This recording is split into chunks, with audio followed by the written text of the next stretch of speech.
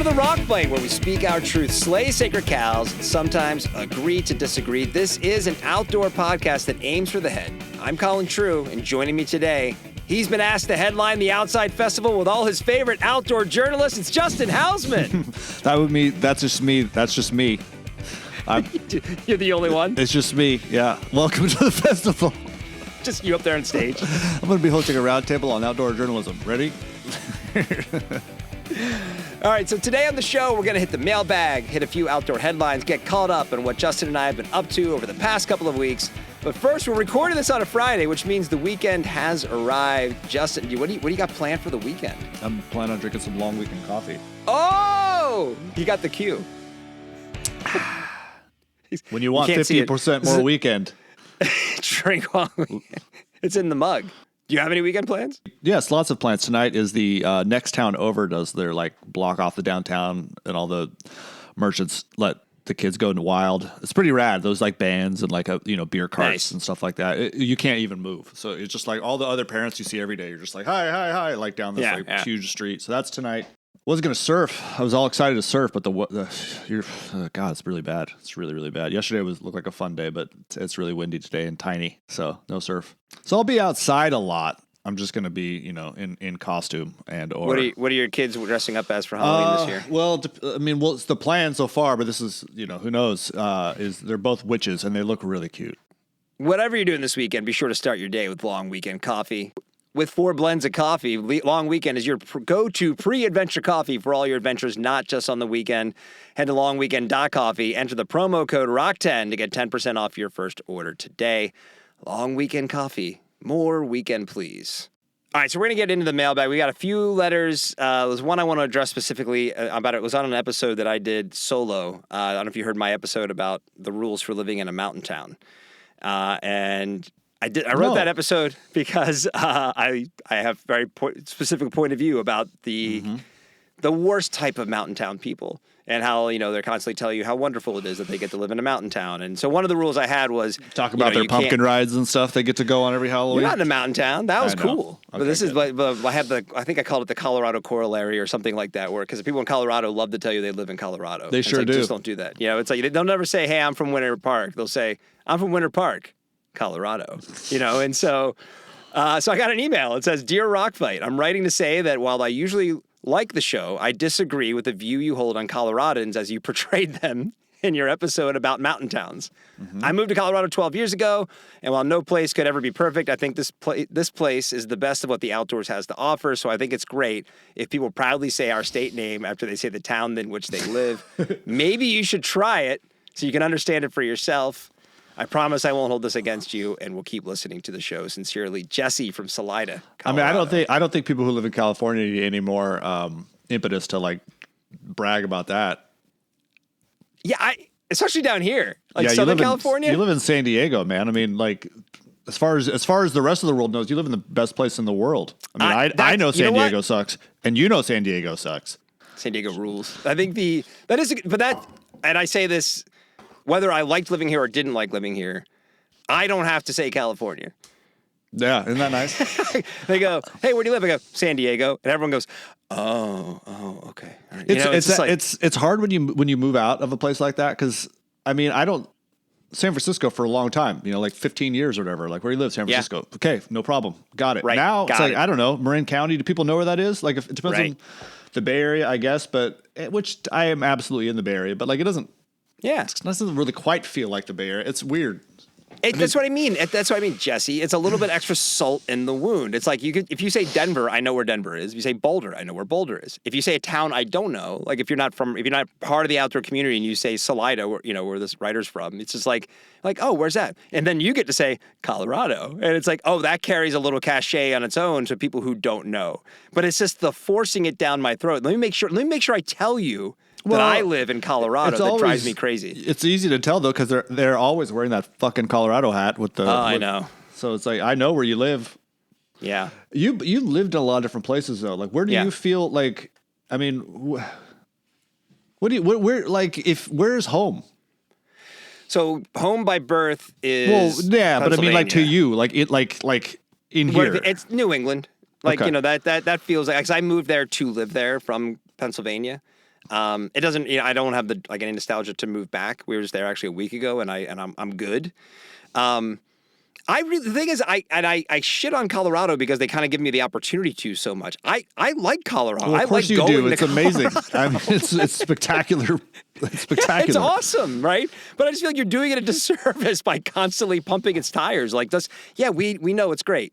Well, cool. It's because it's every. I mean, I don't. There are probably 90% people that are still excited to live there. I mean, 12 years isn't really that long. Like you're probably still just stoked to be there. Like right. I get it. It's fun, totally. But also if the more you brag about something, the more you open yourself up to being. Well, that's mocked. it. And the larger point of the episode was I bristle, and I bristle because I used to do this back in the early days of social media, and so now when people do the humble brag of like, here's a view of this meadow with a mountain with a little fresh snow on top, and it's not, wow, look at this amazing thing I saw and experienced. It's, I'm so blessed I get to live here. I'm like, shut up.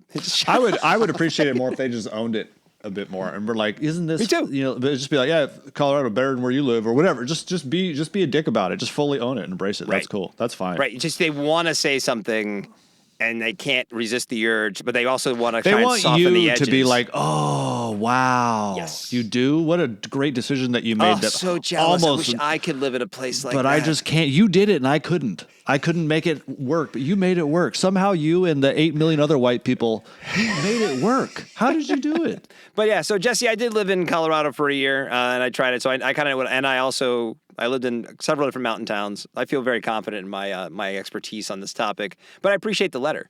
One other email we got was from our boy Phil up in Tacoma, Phil. Not truly Tacoma, but we call him Tacoma Phil. I wrote an outdoor movie review on All Is Lost, which is the Robert Redford, J.C. Chandor movie where it's just him on a boat and trying to survive. And Justin, you said you haven't seen it. I think you really will like it. But I was a little disappointed in our boy Phil because he wrote that All Is Lost definitely makes me want to go outside because 5 minutes in, I found it so boring, I turned it off and did something else. That's pretty good, Phil. Now, I had respect for his opinion until he said, the best outdoor movie is obviously Big Wednesday. Wait, he said that or you said that? He said that. Huh. And I think that is one of the worst fucking movies I've ever seen in my entire life. Wow. Outside of the Greg McGillivray. No, the Greg McGillivray surfing photography is great. But it is unwatchable as a narrative movie. Go ahead. You think Big Wednesday is unwatchable as a narrative movie? I think it was so hard to sit through. I couldn't get there. I almost didn't make it the whole way through it. When I watched it. How in the world could you watch the peak Gary Busey and think that? Gary Busey's now, and he's just off the rails. He's off the rails then? Leroy the Masochist? I mean, come on. I liked him better in Point Break. Yeah, maybe I did too. I don't know. Big Wednesday might be a movie. It might really appeal. And I'm not saying, I know that you surf, but like it might be more appealing to like longtime surfers because we kind of grew up with it. Sure. If you watched it as a kid, I think that's the difference. I didn't watch it till like 3 years ago. I can't even tell you how often I think like when I'm hungover and I paddle out, which doesn't happen much anymore, but it used to happen all the time. And I just think back to Matt Johnson, just drunk as fuck and still just styling away at Malibu and people just being in awe. I do think, and like, no, you're dead wrong. I'm sorry, you're dead wrong. Like, even remove surfing from the equation. I mean, like getting out of the draft and like, gosh, I don't know. I feel like it's got a lot of like a pretty poignant like coming of age tale. How old were you or where were you at what point in your life the first time you saw it? I was probably like all fired up on surfing, Yeah, I think that's kind of the thing, right? Some of these things do matter where you are in your life when you see them and how important they are to you. Like I think of you ever see Youngblood, the Patrick Swayze, Rob Lowe hockey movie? I've never even heard of this, but I'm going to watch it tonight. Oh, Keanu Reeves' first performance ever. Are you he's the goalie? Shitting it's the first time he's in a movie. He's barely in it, but yeah, he's the goalie. How did this movie escape my attention? Yeah, well, see, I saw that, and it became like especially my freshman year in college, we played hockey, and we watched that movie like every single day. And then I rewatched it a few years ago. I'm like, oh, okay, it's not that good. Well, yeah, that happens all the time. And so I wonder if Big Wednesday is kind of the same thing. It could be. It could be. But I'm going to look past all the bad parts. What was it? Phil also mentions it's a great story, and even as Mr. Pipeline in his best role since Conan the Barbarian, That is so fucking funny to me. Like, Yeah, like Jerry Lopez Jerry is going to come showing surf. up, like, Oh, Malibu's going off. I got to fly out to California to surf this to surf a right. That's right. All right, see, there's chinks in the armor. There we Yeah. go. All right. But anyway, all right, Phil, thanks as always for writing in, buddy. But maybe, yeah, you may have just inspired a future episode. We'll have to do the Big Wednesday breakdown or something like that. That'd be kind of fun.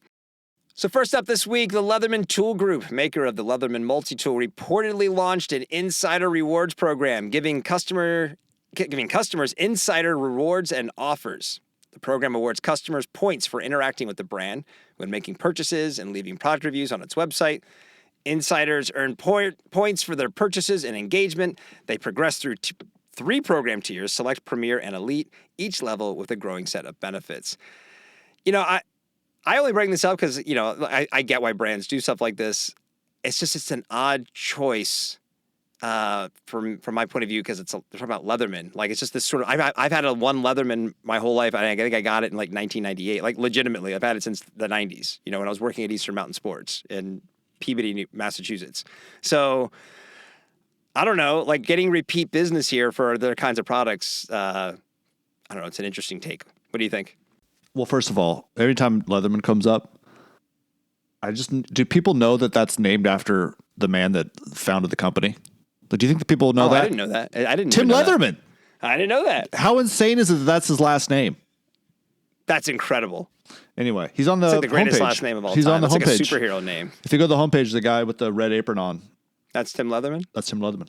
Anyway, Great name for that product. I know, right? Like, wouldn't have mattered what he made; it was going to work. Yeah, I don't understand because you really don't. I mean, what do you like? There are people bragging about having the Leatherman that their grandpa used, you know, like, or whatever their dad used, you know. So it's like these things don't break, you know. Like, say what you will. I like to make fun of multi tools because I think they're kind of sort of just pointless, but at the same time, they don't really break. You really don't need more than one. Well, And if I'm you like, look at the rewards by level, the first one is the 40-year extended warranty, which is basically saying that, like, we know we're not going to have to service the thing or give you another one for at least 40 years. You know, I mean, I guess they do have a bunch of accessories that would be kind of I guess maybe that's the idea, right? You earn points because there's like a blade sharpener, which is, I mean, you don't need a special Leatherman one, but okay. Maintenance kit, the fancy holsters, ratchet driver, which to me still absolutely hilarious. Just get it, just get a real tool. I mean, do you know how complicated it must be? Like, oh, I'll just get my multi-tool out and this little tiny bit I have that goes onto it. By the time you've done that, I could have gone and got my giant toolbox full of 800 different kinds of ratchet drivers. Anyway, I guess, you know, sure. I probably wouldn't buy all these things independently, but I guess if I was earning points, I might get some of this stuff.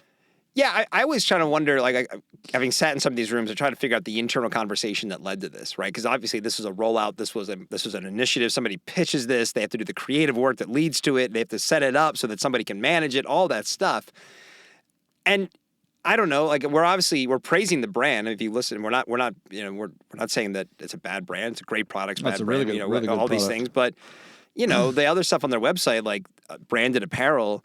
Like, I don't see them as that kind of brand, right? I'm not just going to go out and, like, if someone gave me a Leatherman sweatshirt, it's not like I wouldn't wear it, but I also wouldn't be like, oh man, I think I got all my points from Leatherman so that I can go get a hoodie.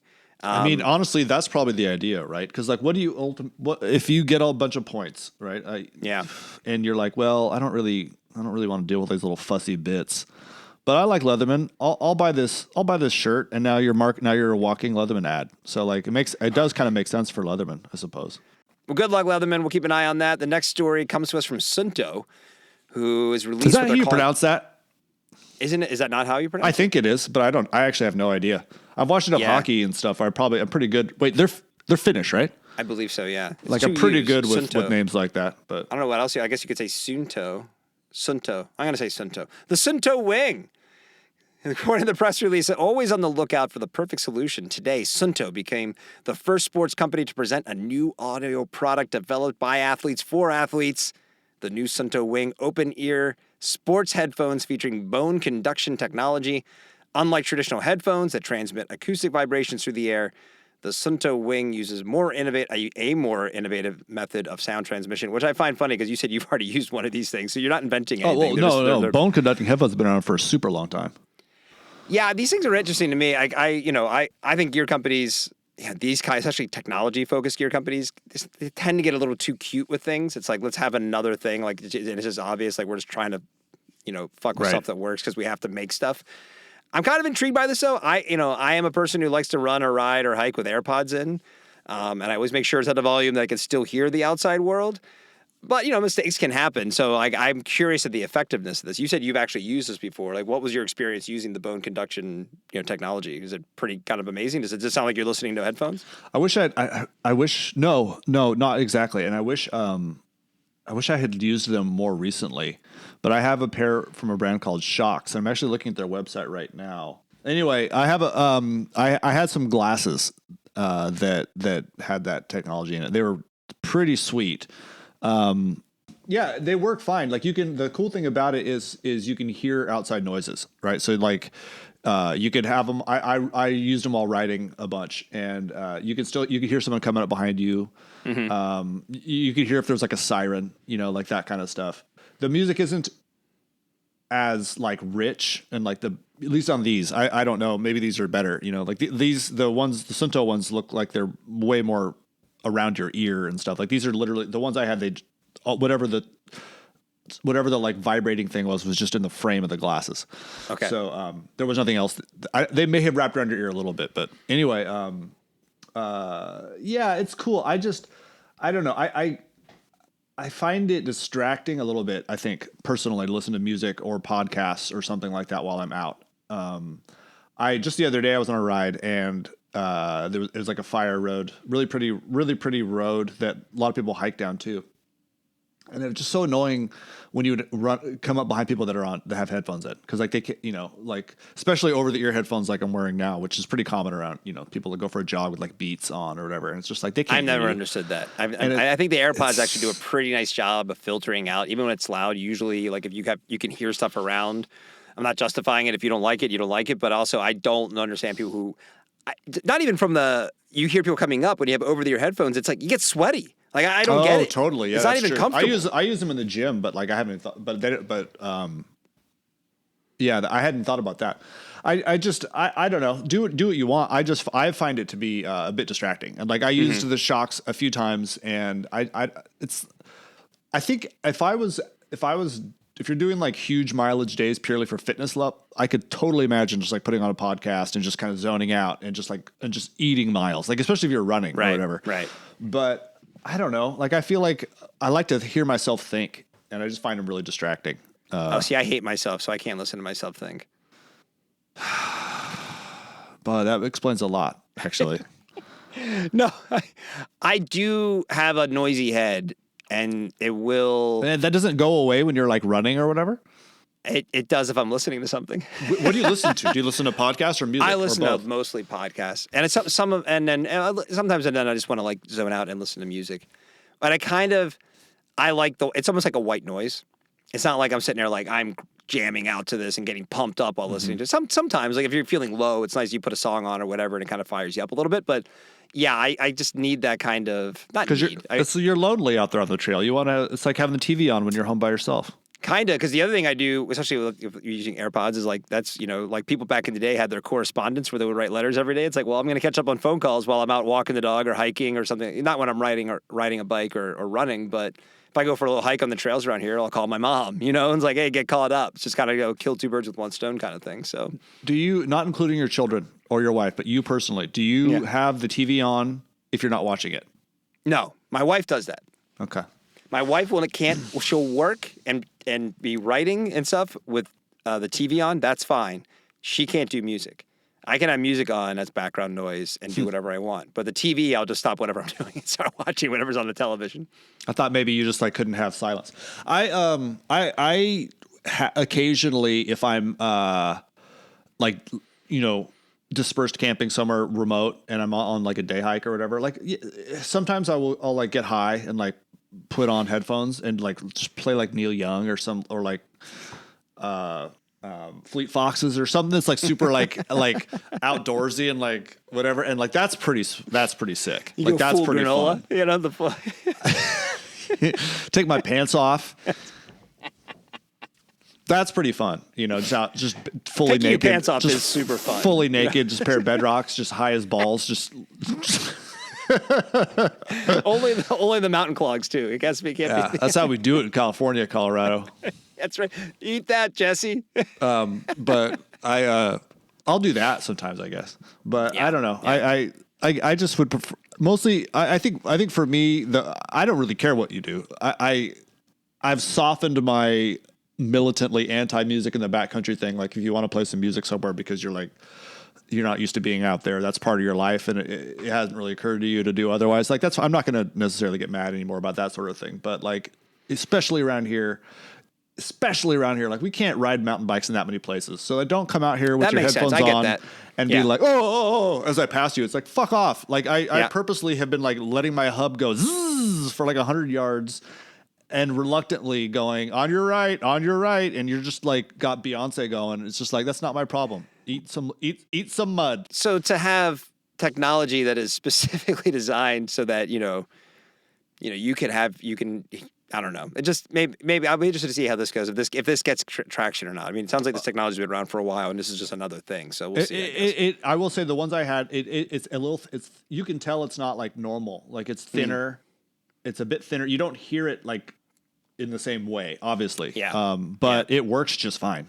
Last thing I want to talk about, I talked about this on a podcast earlier this week, and I'm going to have another episode about it next week. But Kyle Frost, who's, I guess he's an independent journalist, writes about outdoorsy topics, had an article this week talking about Outside Magazine's newly announced Outside Festival, which is a consumer-focused festival happening next year. And they're hoping, in their words, these are not my words, their words, to be the South by Southwest of the outdoor industry. And the event is planned for the first week in June in downtown Denver. It's bringing together gear, music, film, consumers, and industry. Where is Denver? I can't. It's it's like Alabama. I think it's in the southeast. Okay, yeah. perfect. Big outdoor hub, biggest outdoor hub I think we have. Huh. Yeah, I'll check it out sometime. Right. So the event will incorporate the Big Gear Show and a number of different activation zones that brands can sponsor. The Big Gear Show, of course, is the outdoor retailer alternative. They've been trying to get started the last few years. Sounds like with varying degrees of results.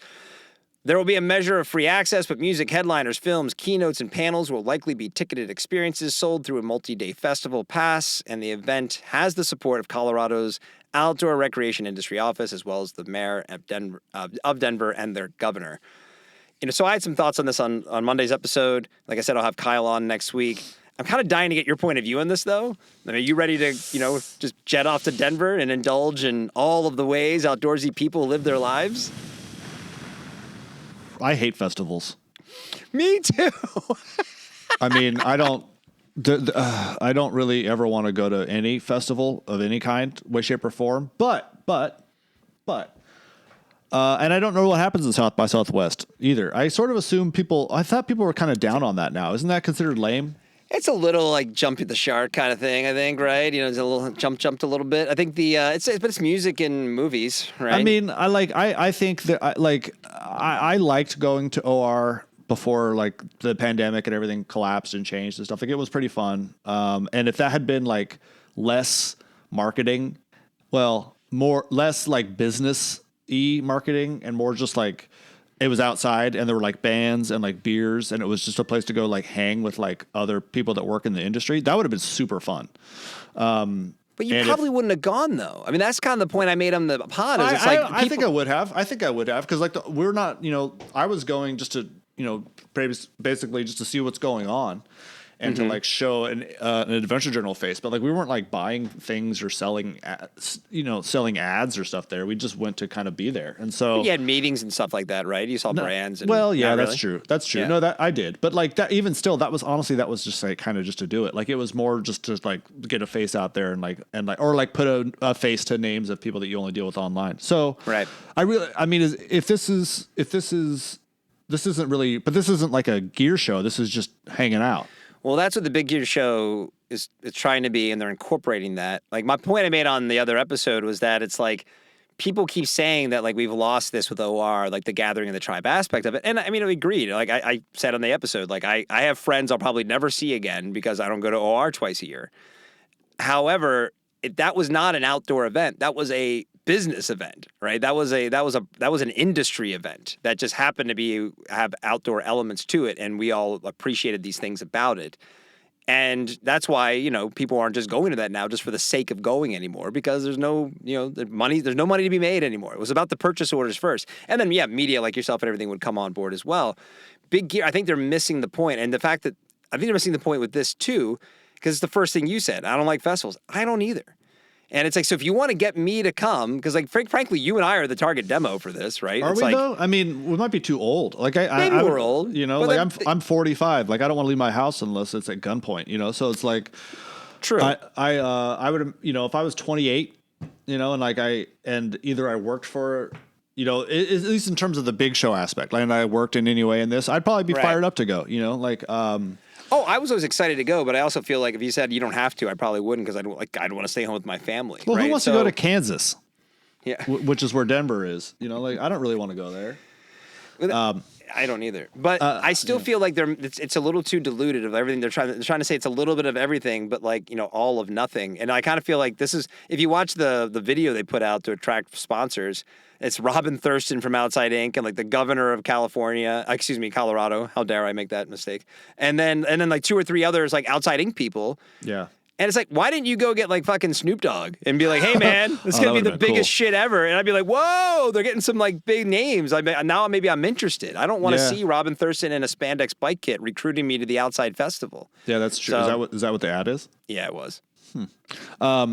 Well, I don't know, because the problem is, it's like the things I hated the most about going to OR were like, oh, there's like a thing at this place tonight that I guess I have to go to that like such and such a brand is putting on, and like I have to go like small talk with people I don't know for 2 hours listening to a band I don't like.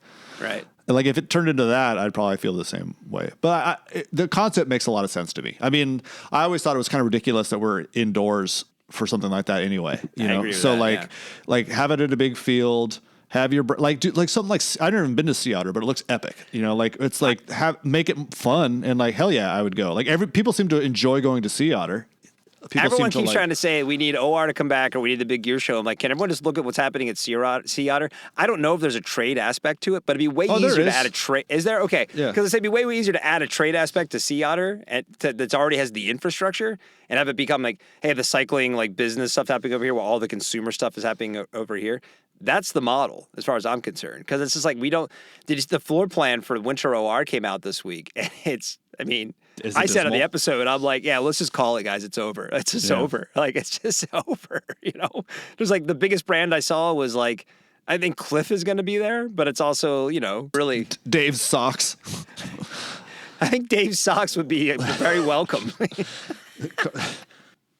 I think we're kind of missing the like Frisbee tossing kind of like, let's all hacky sack around a little bit. Like I would like to see a bit more of the like funk come back into, like, it's become so athlete forward and athlete focused, and like,